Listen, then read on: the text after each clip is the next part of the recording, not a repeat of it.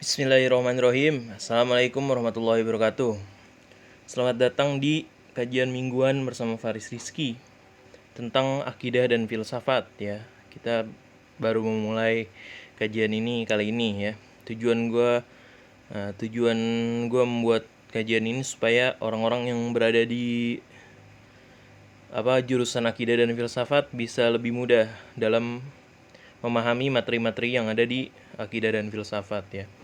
Jadi di pertemuan pertama ini kita bakal memulai dengan Jabariyah dan Qadariyah ya. Kita mulai. Bagian 1, Jabariyah.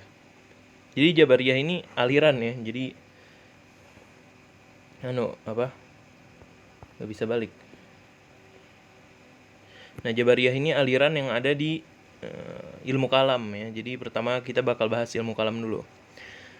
Latar belakang kemunculan Jabariyah. Paham Al-Jabar muncul oleh Ja'ad bin Dirham, disebarkan oleh Jahm bin Safwan, dan seterusnya.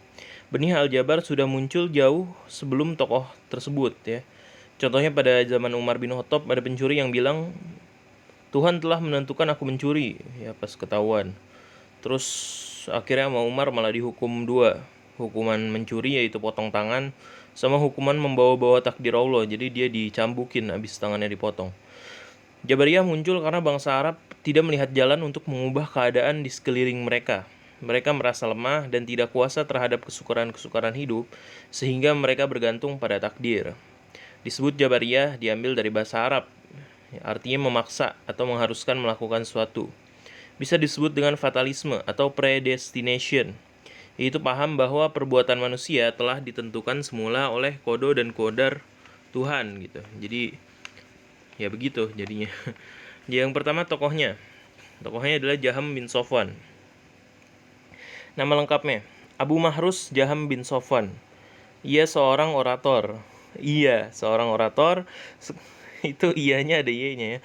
Sekretaris Haris bin Surais yang merupakan pemimpin dan penentang Bani Umayyah. Dia dibunuh secara politik karena pemberontakan. Dia menyebarkan doktrin ke Tirmiz dan Balkh. Ya, doktrinnya dia. Di antara doktrinnya sebagai berikut. 1. Manusia tidak mampu berbuat apa-apa. Manusia tidak memiliki daya dan tidak memiliki pilihan. Semua pilihan dan perbuatan itu diatur oleh Allah Subhanahu wa taala. Terus yang kedua, surga dan neraka tidak kekal, karena yang kekal cuma Allah. Yang ketiga, iman adalah pembenaran dengan hati, sama seperti Murji'ah. Orang yang menyatakan dirinya kafir, tidak kafir selama hatinya beriman. Jadi maupun dia berbuat apapun, berbuat dosa besar pun, dia tidak kafir selama hatinya beriman. Dan kalaupun dia masuk gereja dan dia ngomong kalau dia Kristen, dia tidak kafir selama dia hatinya tuh tasdikul bil qalb gitu kan. Membenarkan dengan hati kalau hatinya itu beriman. Yang terakhir, kalam Tuhan adalah makhluk Allah. Allah Maha Suci dari sifat berbicara, melihat, dan mendengar. Yang kedua, tokohnya ada Ja'ad bin Dirham. Pemikirannya sama seperti Jahm bin Safwan, karena dia gurunya Jahm bin Safwan. Ya, makanya pemikirannya sama, jadi nggak ditulis. Ja'ad adalah Maulana Bani Hakim yang tinggal di Damaskus dan tinggal di lingkungan Kristen. Dia senang membicarakan agama. Awalnya dia diterima di tempat Bani Umayyah, tapi setelah pemikirannya dia yang kontroversial, dia ditolak dan terpaksa kabur ke Kufah. Nah, sebelum dia mati, ya karena dia jadi buronan, dia bertemu Jahm dan mengajarkan ajarannya yang tadi. Kemudian ada An-Najjar. Hasan bin Muhammad An-Najjar, pengikutnya sering disebut Najariyah atau Husainiyah. Pendapatnya adalah Tuhan menciptakan perbuatan manusia, tapi manusia memiliki peran untuk mewujudkan perbuatan itu atau tidak. Itu disebut teori kasab dalam mazhab Asy'ariyah. Manusia tidak lagi menjadi seperti wayang yang gerakannya bergantung pada Tuhan, sebab tenaga yang diciptakan Tuhan dalam manusia mempunyai efek untuk mewujudkan perbuatannya. Jadi Tuhan sudah menciptakan perbuatan, nah manusia tuh tinggal mewujudkan perbuatan itu. Jadi ada 2, manusia dan Tuhan yang mewujudkan takdir tersebut. Menurut An-Najjar, Tuhan tidak dapat dilihat di akhirat.